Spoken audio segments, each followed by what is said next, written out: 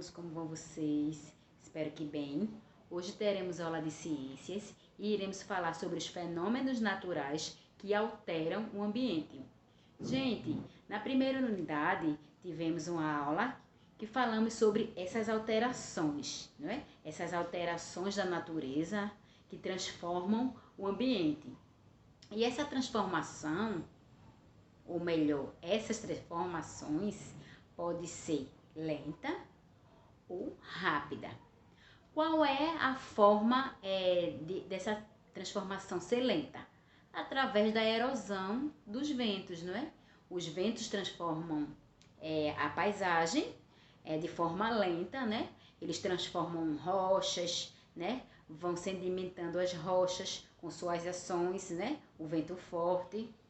E isso acontece lentamente. Já os fenômenos transformadores mais rápidos são os vulcões, os terremotos, os maremotos, certo? Então, são esses dois tipos de transformações dos fenômenos naturais, né? O mais lento e o mais rápido, certo? Hoje eu irei passar para vocês um vídeo que mostra esses fenômenos naturais que eles alteram o ambiente, né, gente? Esses desastres naturais que alteram o ambiente, certo? Vamos ver o vídeo? Vamos lá.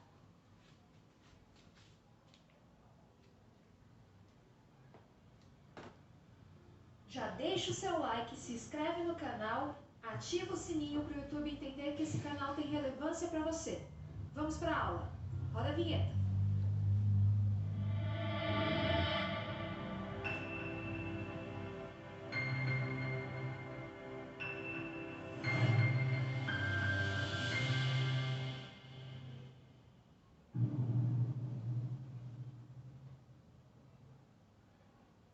Fenômenos naturais e impactos ambientais.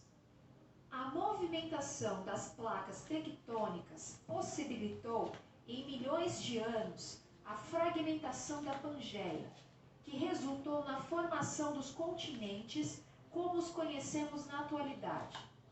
Além de separar os habitats de diversos seres vivos, a movimentação das placas tectônicas foi e é responsável por desencadear fenômenos como terremotos, tsunamis, erupções vulcânicas, que são capazes de causar grandes impactos nos ambientes.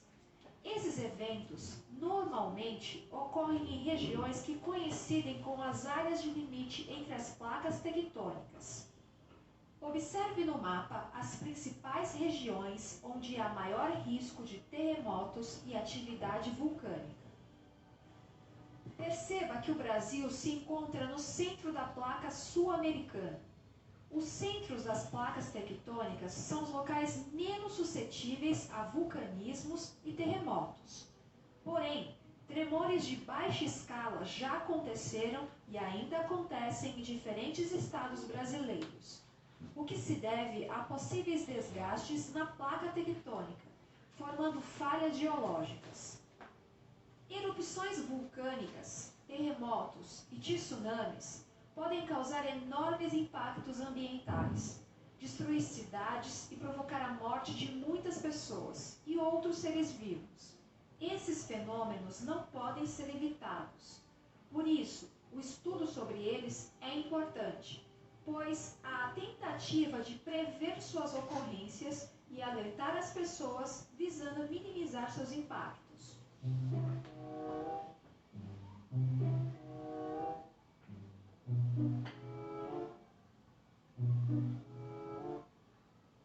Vulcões.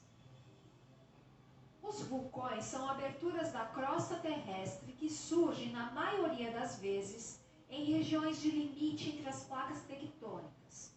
Podem estar localizados na superfície terrestre, mas também podem ser submarinos. O interior da Terra contém magma em temperaturas elevadas, acima de 1000 graus Celsius. Quando o magma atinge a superfície, passa a ser chamado de lava. A erupção de um vulcão envolve a liberação de lava, e outros materiais, como rochas e gases, para fora da crosta terrestre. O tipo de erupção varia de acordo com a composição química do magma, a temperatura, os gases e as condições ambientais. Quando ocorrem no fundo dos oceanos, podem ocasionar tsunamis. A lava destrói o que estiver em seu caminho, alterando as paisagens. Quando se resfria e se solidifica, forma aglomerados de rochas, que ao se decomporem, originam solos muito férteis, ricos em minerais. Terremotos e tsunamis. Os terremotos, abalos sísmicos, ocorrem com o choque entre placas tectônicas, que acabam gerando tremores no solo. O ponto no interior da crosta terrestre, no qual ocorre o deslocamento das placas tectônicas, é chamado de hipocentro, ou foco do terremoto. O ponto em que ele atinge a superfície da crosta terrestre é chamado de epicentro, e é onde se sente a oscilação do terremoto com maior força, gerando maiores estragos. Inúmeros terremotos acontecem diariamente, mas liberam uma energia tão pequena que não são sentidos. A quantidade de energia liberada por um terremoto é medida pela escala de magnitude Richter, estabelecida em 1935 por Charles Richter. Essa escala calcula a magnitude do abalo com base na amplitude das ondas registradas em um sismógrafo. Inicia-se na magnitude 1, quando o terremoto não é sentido pelas pessoas e não tem limite máximo. Porém, até os dias atuais, são muito raros os tremores que chegaram à magnitude de valor 9.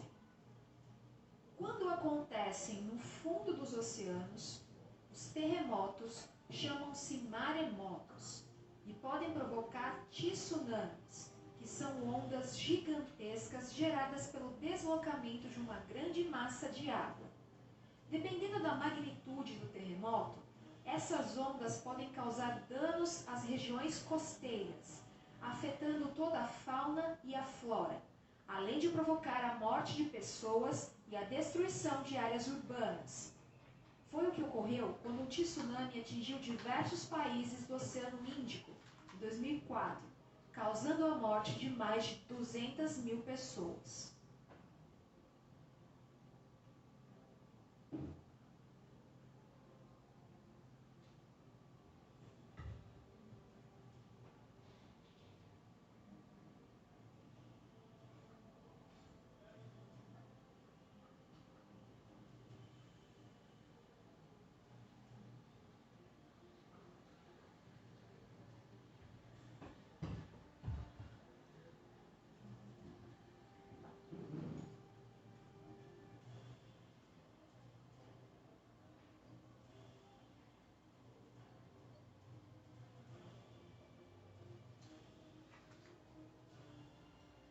Não podemos evitar os desastres naturais, mas o uso associado de várias tecnologias para detectar com antecedência esses eventos, além de construções preparadas e a preservação dos biomas costeiros, auxiliam a prevenir ou minimizar os impactos negativos causados por esses fenômenos.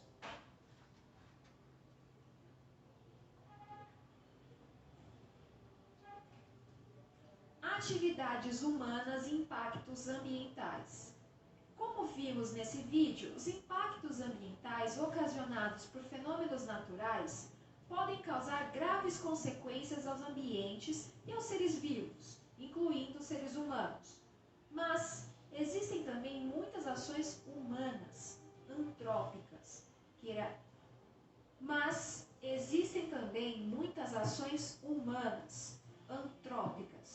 que agridem os ambientes e causam graves impactos nos ecossistemas. Todas as ações que agridem o ambiente podem alterar o meio de tal forma que muitas espécies correm o risco de extinção, seja pela perda de habitat, pela exploração excessiva de recursos naturais ou pelo tráfico de espécies silvestres. A redução de habitats pode causar a extinção de muitas espécies, pois elimina os lugares adequados para elas viverem. Por exemplo, quando uma grande extensão de floresta é desmatada, mesmo que o lugar ainda permaneça sem ocupação humana, os animais desaparecem, pois as condições ambientais não são mais adequadas. Nessas áreas degradadas, há alteração dos hábitos dos seres vivos, que muitas vezes são obrigados a migrar para outras regiões em busca de melhores condições. Uma espécie encontrada em um ecossistema que não é seu ambiente natural caracteriza-se como uma espécie exótica. Por exemplo, as árvores de eucalipto encontradas no Brasil são exóticas, pois são provenientes da Austrália. Algumas espécies exóticas apresentam potencial para serem invasoras, ou seja, adaptam-se às condições do ambiente no qual foram introduzidas, reproduzem-se e dispersam-se por áreas maiores, competindo com as espécies nativas ou se alimentando delas, as quais podem se extinguir.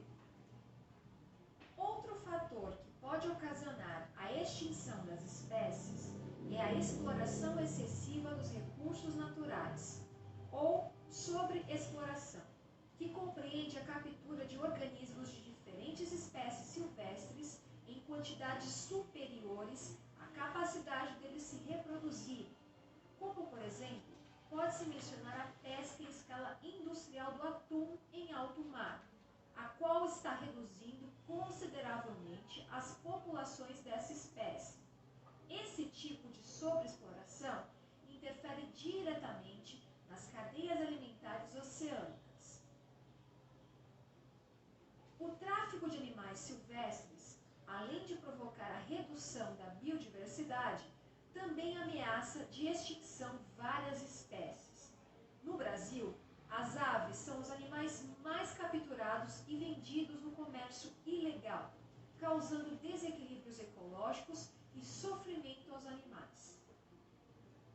No Brasil, a cada 10 animais capturados pelos traficantes, apenas um sobrevive.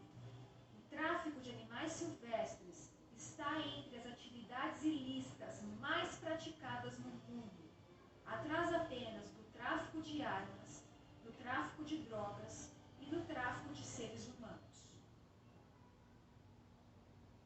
E eu vou ficando por aqui. Nos vemos na próxima aula. Mas não esqueça, deixa o seu like, se inscreve aqui no canal, ativa o sininho para receber as notificações e o YouTube entender que esse canal é importante para você. Câmbio e desligo. Tchau! Pronto, gente. Nesse vídeo, vocês viram as ações da natureza, né? Os desastres ecológicos, né? Que são ação feitas pela natureza, da própria natureza. E vocês viram também ações humanas, né? Que podem impactar no meio ambiente, como as derrubadas de árvores de uma floresta, né? O desmatamento, a pesca excessiva de peixes, né, gente? No caso aí no vídeo falou sobre o atum. Porque, gente, essa pesca excessiva, ela pode impactar no meio ambiente, né? É porque retira algo desnecessário, não é? Que não pode ser reposto. E com isso sofre todos os animais, né? Até os animais que precisam se alimentar um dos outros, como vimos na cadeia alimentar marinha, não é? Então, são várias ações humanas que podem impactar no meio ambiente, não é, gente? Alterar o meio ambiente, como o tráfico de animais, não é? Derrubadas também e as queimadas prejudicam a fauna e a flora, a poluição, né? Tanto do ar quanto das águas. Então, essas são ações dos seres humanos, que nós seres humanos, nós eu digo no geral, gente, isso não quer dizer que nem eu nem você faz isso, certo? fazemos que prejudicamos a natureza, o meio ambiente. Certo? Pronto, gente. Por hoje é só. Fiquem com Deus e até a próxima.